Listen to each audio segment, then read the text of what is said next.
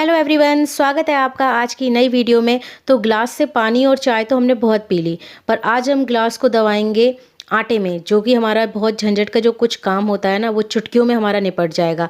तो इस वीडियो में कुछ ऐसे ही घर के और रसोई के टिप्स और ट्रिक्स मैं आपके साथ अपने शेयर करने वाली हूँ, जिससे आपके लिए बहुत ही आसानी होगी घर के काम को निपटाने में। तो वीडियो को एंड तक देखिएगा, आपको बहुत ही अच्छी लगेगी और इससे आपको जो है काफ़ी बचत भी होगी।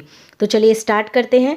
पहला टिप्स है कि जैसे कि हम सभी अपने घर में नेल पेंट रिमूवर लेके आते हैं, हाथ और पैर में जो नेल पॉलिश लगाते हैं ना, उसको साफ़ करने के लिए। तो इससे क्या होता है कि इसमें कुछ इस तरह के केमिकल्स होते हैं कि हमारे जो नेल पेंट हो, कितनी भी पुरानी कितने भी दिन की लगी हुई हो ना, वो फटाफट एक ही बार में देखिए साफ़ हो जाती है और हम दोबारा भी इसके ऊपर नेल पेंट अप्लाई कर पाते हैं।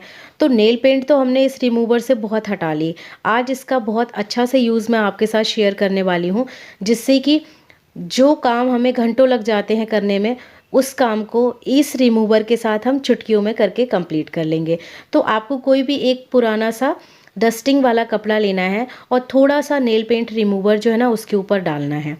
और जो घर के लाइट वाले स्विचेस होते हैं, अक्सर आपने देखा होगा कि गंदे हो जाते हैं, या घर में जब पेंट होता है तो उसकी किनारी पे इस तरह से पेंट चिपक जाता है, जिसको हम किसी से खरोंचते भी हैं तो जल्दी साफ़ नहीं होता है।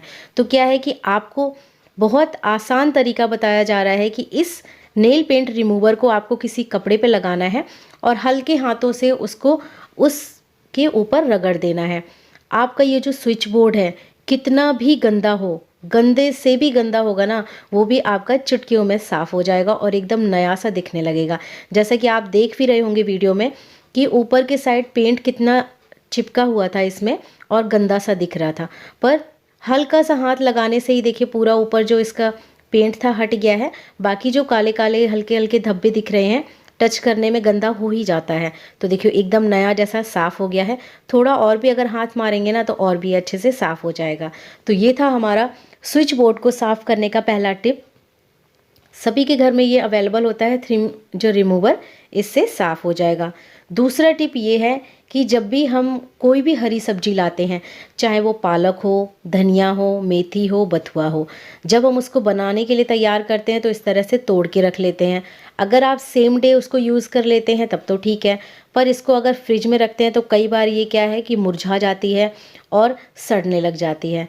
तो आपकी टूटी हुई पत्तियां हों या आप ऐसे भी अगर फ्रिज में रखना चाहें, तो इसको डायरेक्ट अगर पॉलीथिन में रखते हैं तो पॉलीथिन में क्या है, पानी भर जाता है और फिर हमारी जो हरी सब्जियां हैं ज़्यादा दिन तक हम स्टोर नहीं कर पाते हैं, क्योंकि वो सड़ने लग जाती हैं।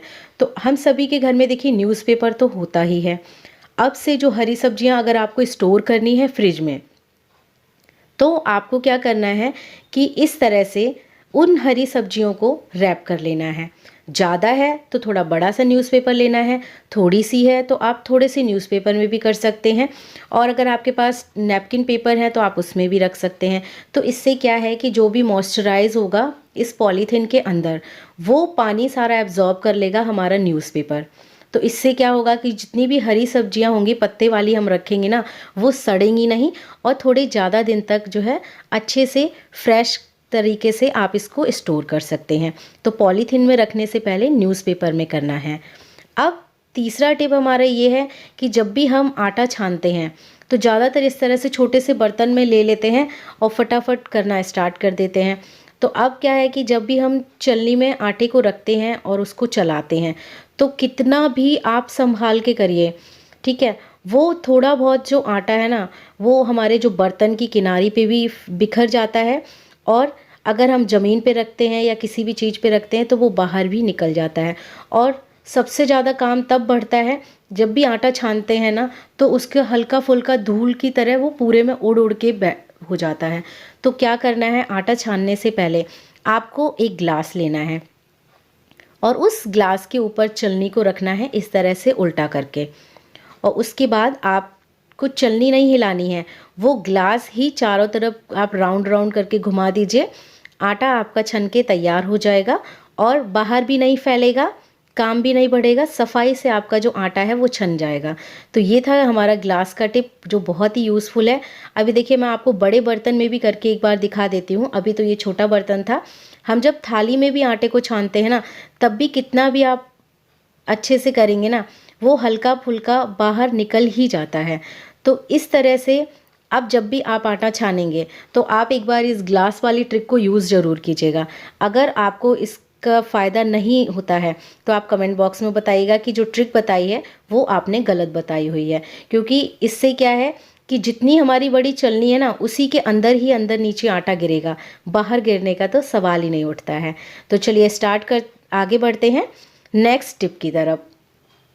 अब मौसम बदलने लग गया है, हल्की हल्की सी गर्मी स्टार्ट हो गई है। बच्चे सुबह स्कूल जाते हैं सॉक्स पहन के, पूरा दिन उनको स्कूल में इस तरह से रहना होता है। तो पसीने के कारण क्या है कि उनके पैरों में कई बार रैशेस हो जाते हैं, ईचिंग होने लगती है और स्मेल भी आने लगती है। तो जो भी आपके घर में पाउडर रखा होता है, उस पाउडर को आपको इस तरह से हाथ में लेना है, नीचे पैर के तलवे में और ऊपर के साइड पूरे पंजे में आपको पाउडर इस तरह से अच्छे से लगा देना है। उसके बाद आप पहना दीजिए अपने बच्चे को सॉक्स, जिससे कि ये उनको ज़्यादा पसीना भी नहीं आने देगा और उससे फ़ायदा ये होगा कि स्मेल भी नहीं आएगी। तो ये थे हमारे कुछ टिप्स एंड ट्रिक्स जो कि बहुत ही यूज़फुल हैं। छोटे-छोटे हैं लेकिन ये काम बहुत बड़ा करते हैं। अगर आपको अच्छे लगे हैं तो चैनल को सब्सक्राइब ज़रूर कर देना, साथ में जो है वीडियो को भी लाइक करके और लोगों को भी शेयर कर देना, जिससे कि उनको भी हेल्प मिल सकेगी। Thanks for watching this video.